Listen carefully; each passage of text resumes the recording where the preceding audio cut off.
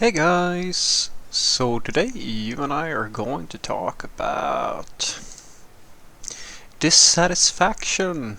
So let's get into it.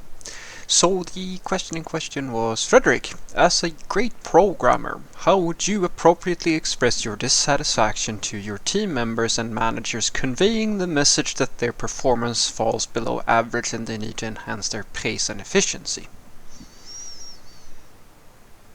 Well, I'm not sure if I would call myself a great programmer, but when it comes to appropriately expressing your dissatisfaction, you're including your team members and your managers, and I think we should have a little bit of a discussion with each other and talk about what you think might be the right move and what usually is the right move, and sort of give you some context on how it is to work as an adult.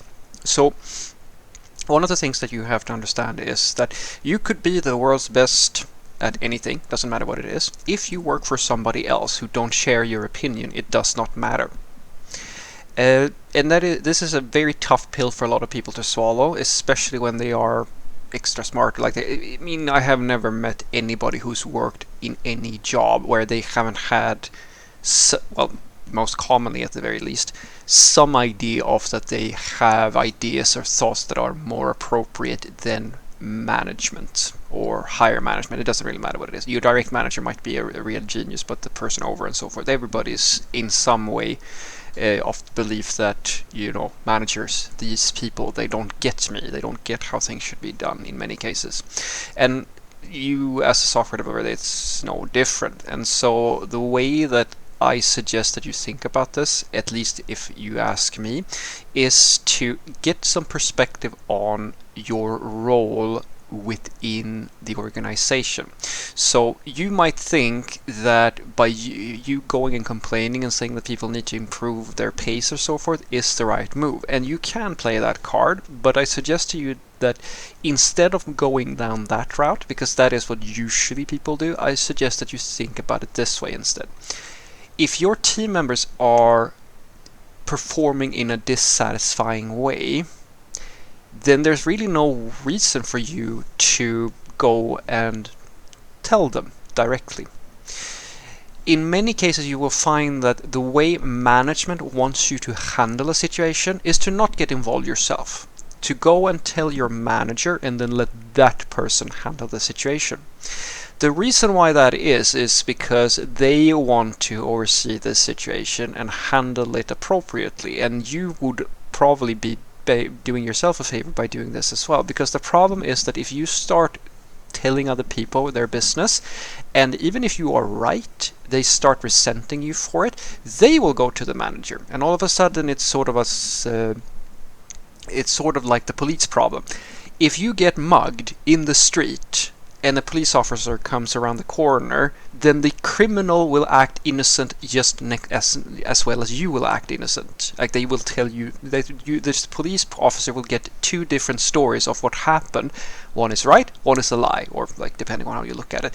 But the problem is that the police officer doesn't know what is the truth, because they weren't there. Same thing here.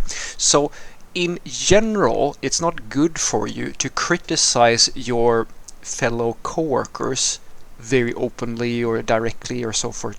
That is what I'm telling you. I'm not saying that you can't tell somebody that you're displeased or so forth. I'm saying that don't make it a habit, don't make it a rule, because it might be the case, as I've said many times before, guys, that you are completely correct, but this person is either ignorant or not open to criticism, etc., etc. There's a million things that can happen that makes them realize that, or makes them think that they are in the right and that you are in the wrong, even if that's not the case. And now you have a different problem. So go to your manager, explain very, as I like to say, disconnect you from and this is the mental part the perspective thing that I like to tell people. Some people hate that I say this, but it is, I've found to be the most pragmatic way of dealing with it. If your coworkers are being incompetent, lazy, call it whatever you want, right? And you have no real way of affecting that, then just kick back and wait. I've had many people who asked me, oh, my coworkers are taking a long time to do code reviews, etc., etc., and so forth and so forth. And I go, so? It's no different from if you have a slow computer at work because that's the only computer the company can afford, or if you need to wait for some process that takes a long time to be finished, or so forth and so forth. The company has put you in an environment where these are the circumstances you find yourself dealing with.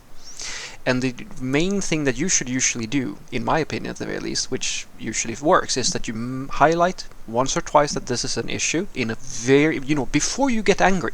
Don't get to a point where you're angry about this stuff, guys. Just communicate it and then learn to realize that even if this is frustrating, it might not matter, and then learn yourself to deal with that frustration in a pragmatic and professional way.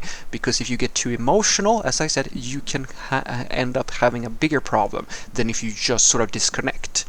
And if that's not something that sits all that well with you, the only card you usually have to play is go and work somewhere else. I've said this a few times now, guys.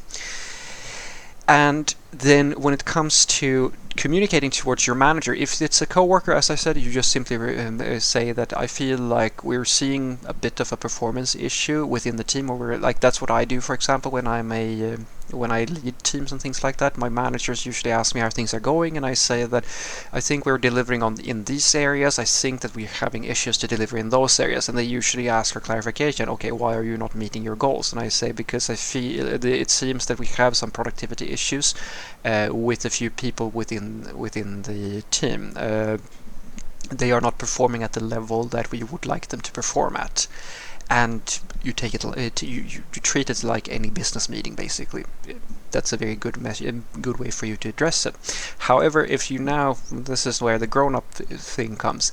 So if you have a problem with your manager, on the other hand, if they are performing poorly or so forth and so forth, it becomes a little bit more tricky for you to communicate about that. This is where trust and sort of knowing the landscape and the lay of the land becomes extremely important. Because if you tell your boss that, yeah, you're shit at your job, dude, that's probably not going to go over all that well with all of them.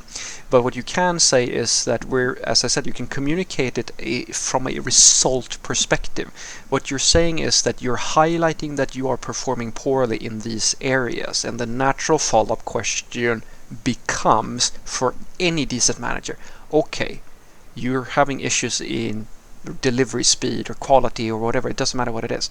Why is that? And then you say, well, from my perspective, I think that, for example, if they're usually late, or like they're not facilitating meeting properly and so forth, I feel like we have some issues when it comes to getting things that we depend on in time and things like that. You don't tell them that they are the problem. You're telling them that these circumstances are causing the issue, and let them figure out that those circumstances are put in place by them. If they're intelligent people, they will figure out, okay, I'm actually causing this problem. If they're not intelligent people, you're stuck. So what I want you to take away from this is that usually when you communicate with people about their performance, try to do it from a value perspective. Basically, you don't identify the individual perspective. Don't go with you are to blame. The finger pointing thing usually doesn't work, guys. Treat it as a circumstantial thing where you're sort of starting at the end, like the result of what's happening, and working backwards instead of starting at the beginning, because that's the thing that you want people to derive from what you're saying.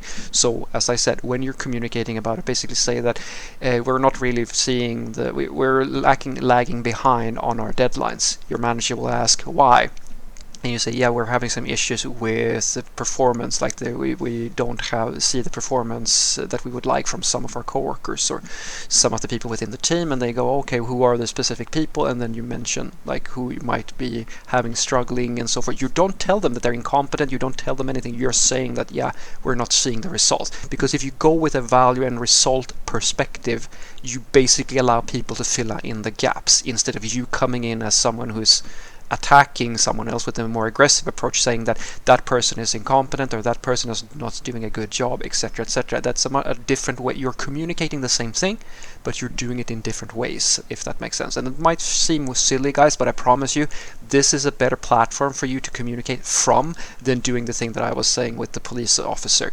Because as I said, if you attack people, and even if you are in the right, it doesn't matter if you're in the right, because your boss does not know what the state of usually what's going on in the team. And if it's your word against whoever you're complaining about, it becomes a different, it might turn out differently than you think. You shouldn't be afraid to speak your mind and tell people what you think, but you have to be clever about how you communicate. Have a great day.